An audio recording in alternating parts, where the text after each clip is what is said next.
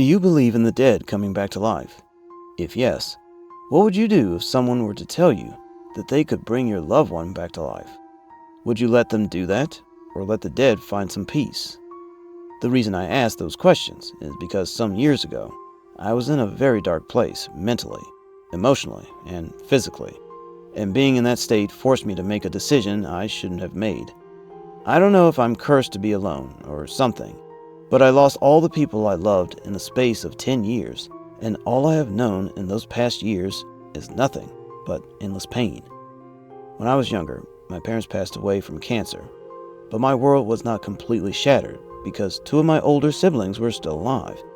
We believed that it was the universe's plan for our parents to die at such young ages, and we moved on with our lives. Precisely 3 years after my parents passed away, my older sister called me crying, and she broke the news that she had just been diagnosed with cancer. The worst part was that she only found out in the late stages. I'll spare you the details. My sister didn't live long after that. A year after my sister passed away, to the cruel hands of cancer, my brother, who was a construction worker, accidentally fell from the building he was working on and died a very terrible death. It was such a traumatic experience for me, and I don't think I would have been able to pull through if I didn't have a very supportive husband. My husband loved me so much and did everything he could to help me, though it wasn't easy, but he tried his best. I'll be honest, it took me 3 whole years to get over the trauma of my sibling's death. People often say, cry if you have to, but move on after you lose someone. I wish it were that easy to do. The truth is, nothing prepares you enough for the death of a loved one, especially if it were in a situation like mine, where I lost 2 siblings in 2 years. After my siblings passed away, I thought that would be the end of death around me. I wanted more than anything for my husband and I to live long and create many memories together. But just when I was finally getting back myself mentally and emotionally, the most devastating news hit me. My husband had been involved in a ghastly car accident, and he died before he arrived at the hospital. Arriving to see my husband's lifeless body at the hospital nearly gave me a heart attack. You know when you have cried so much that you have no tears to cry anymore? That's exactly how I felt when I saw my husband's body. He was my world and everything. I could not imagine life without him. My whole world literally shattered after my husband's demise, and the worst part was that going back to our home reminded me of him daily. After my late husband's burial, I remember staying home alone in our room and crying my eyes out. I was clueless about the next step, and that's when suicidal thoughts crossed my mind. I believed it was better for me to end my miserable life than live a life of endless pain for the rest of my life. I can't remember the day or month, but months after my husband passed away, I remember surfing the internet one evening, and I stumbled on an ad from a medium. One of her services included communicating with people who had passed away, and I thought it would be a great idea to reach out to my late husband. I contacted the medium through the ad, and we booked an appointment. 2 days after I booked that appointment, I traveled to the city the medium stayed in, and we had a reading. The medium was able to communicate with my late husband from the other side, and he told me what I had been yearning to hear. I am still with you, and I will always look after you. Hearing that from my late husband gave me a sense of peace I had not felt in a long time. After our reading, I was about to leave when the medium asked if I wanted to have the feeling that my husband was always around me, even if I wouldn't get to see him. And I said yes. I guess she saw how heartbroken I was and decided to help me. I'll be honest, I was so desperate at that moment that even if the medium were to tell me that she could bring my late husband back to life, I would have told her to do it. When I told the medium that I would love it more than anything to feel my husband's presence again, especially in the house, she asked if I had anything that belonged to him. I gave her his ring, which I had been wearing as a pendant. With a smiling face, she took the ring, murmured some words that I believe were spells, and did a couple of other things I did not understand, then told me that it had been done. I expected to begin to feel my husband's presence after I returned to our house, but shortly after I returned to the hotel I stayed at, something very weird happened.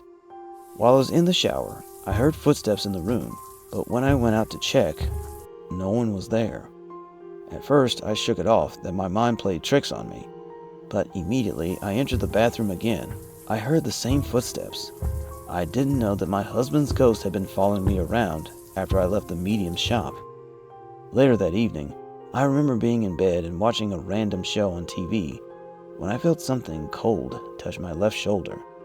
That touch alone left goosebumps on my body, and I was so certain that there was no way my mind could have made up something like that. It wasn't until I finally returned some the next day that I realized the odd things I had been experiencing was my husband's presence.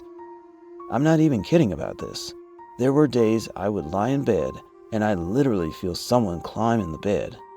Aside from that, the cold touches on my neck, hands, shoulder, and other parts of my body became a regular thing, and I got used to them.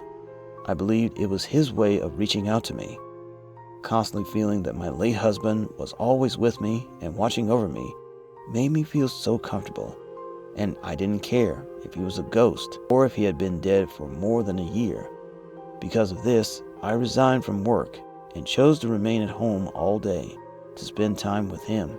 Even though his ghost never spoke actual words, I heard whispers of, "I love you," all the time, and whenever he said that, it made my heart melt.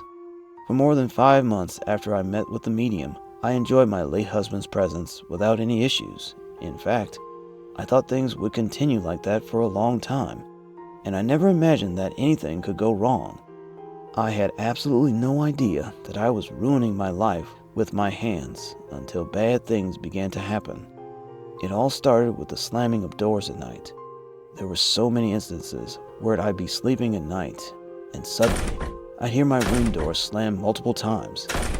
Now, the thing is, when my husband was alive, slamming the doors was his way of showing you he was very angry or mad at me for something. But when the slamming started, I didn't read any meaning to it. I knew his ghost or spirit was responsible for it, but I believed they would stop. Sadly, it didn't stop, and it didn't just end with the slamming.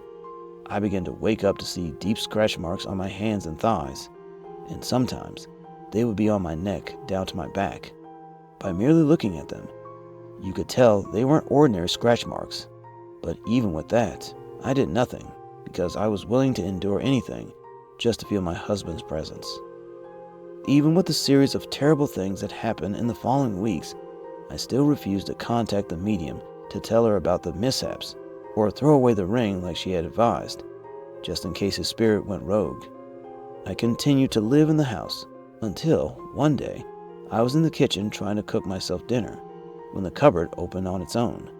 Then 10 plates flew out of the cupboard and came crashing on my face. Thankfully, I managed to get out of the house, and I passed out in my front yard, where a concerned neighbor helped me and called 911. Long story short, months after I got attacked in the kitchen, I ended up selling the house and the ring to get rid of my husband's presence. But in reality, his presence is always with me. Even as I share the story, he's here with me, and I can feel his cold fingers running through my hair